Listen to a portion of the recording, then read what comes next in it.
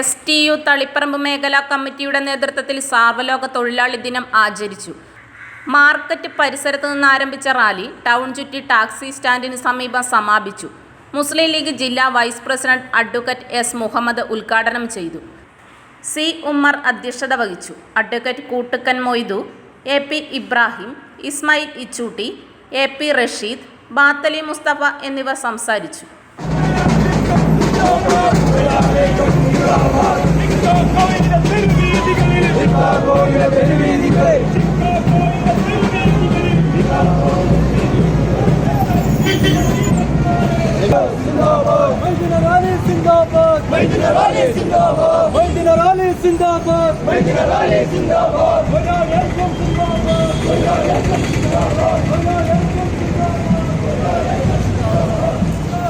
മാസം 1-ാം തീയതി തൊഴിലാളി ദിനമായി ആചരിക്കുന്നുണ്ട്. അമേരിക്ക, കാനഡ, അതുപോലെ തന്നെ മറ്റ് യൂറോപ്യൻ രാജ്യങ്ങൾ സെപ്റ്റംബർ 1-ാം തീയതിയാണ് തൊഴിൽ ദിനമായിട്ട് ആചരിക്കുന്നത്.